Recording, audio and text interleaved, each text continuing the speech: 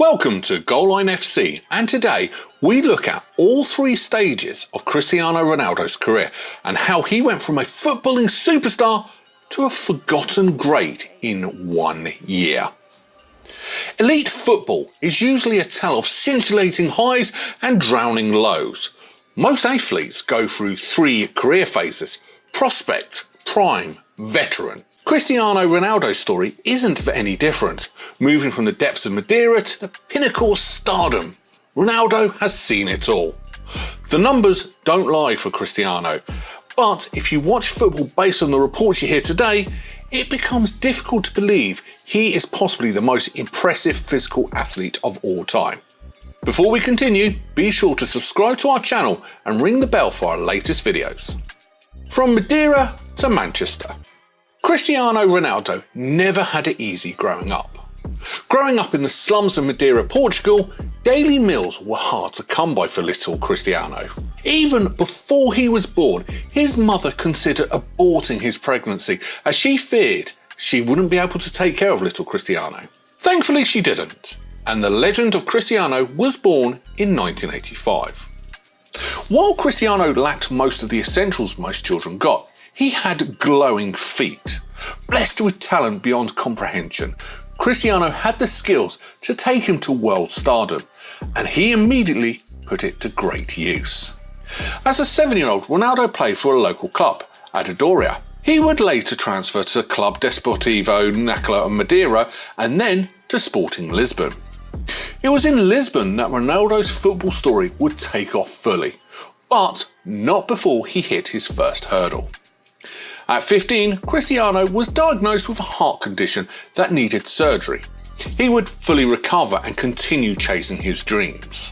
And in 2003, his dream would come through as his club Sporting faced Manchester United in a pre-season friendly.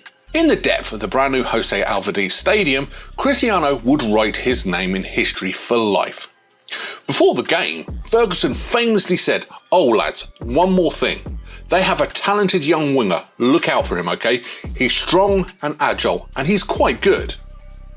Cristiano put on a show, tormenting the Manchester United defence all night long with his pace and skill. Michael Silvestri said, "This kid nobody knew tore us apart the whole game.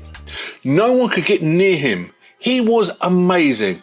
At the start, no one had even heard of Ronaldo, but by the end, everyone knew about him."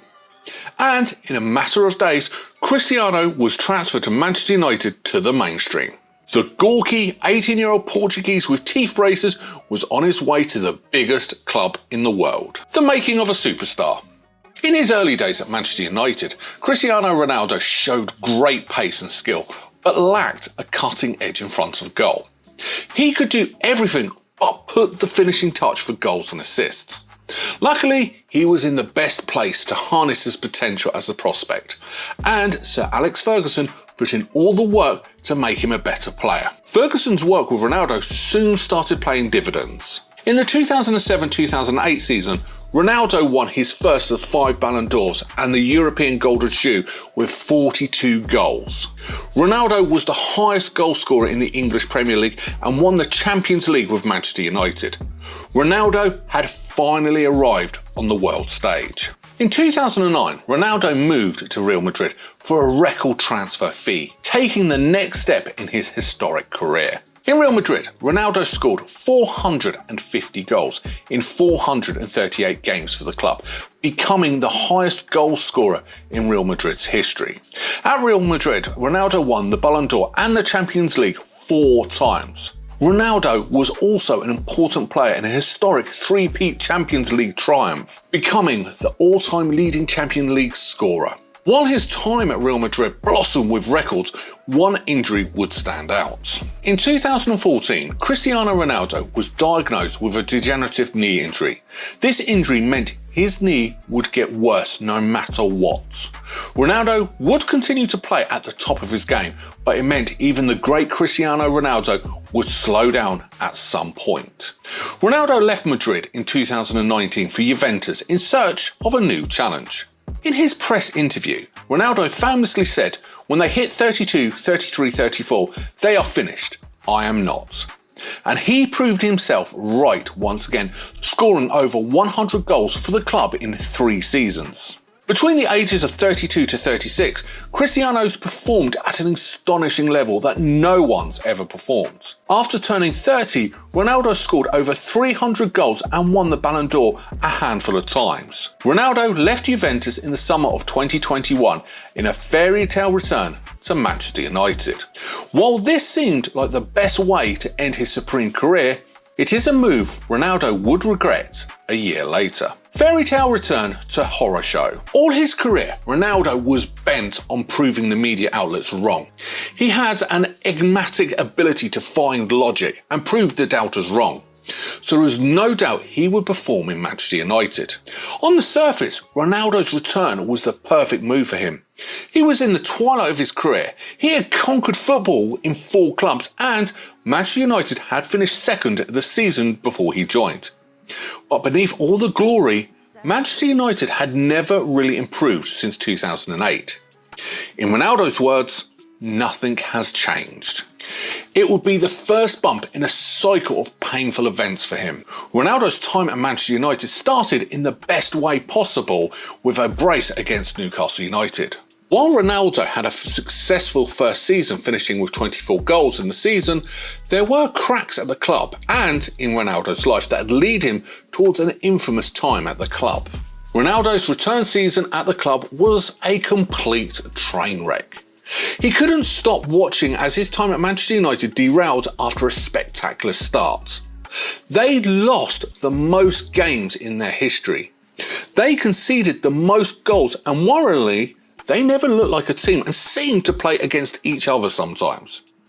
How did a team who finished second the season before drop so far from the top?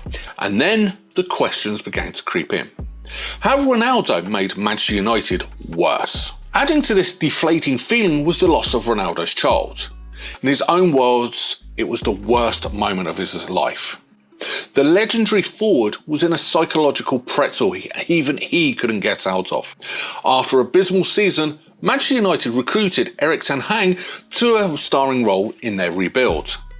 This appointment came with drastic changes, and Ronaldo was no longer a focal point in the Manchester United side. Cristiano Ronaldo, one of the greatest players of all time, could no longer start every game. And he did not take it well. In a match against Tottenham, Cristiano Ronaldo refused to come in as a substitute, after which he left the pitch before the final whistle.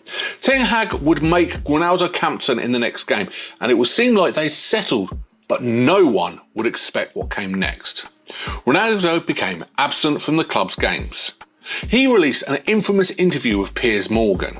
In his interview, Ronaldo spoke about the low standards of the club and how he had no respect for Erik ten Hag. After all was said and done, Ronaldo's career at Manchester United was damaged beyond repair.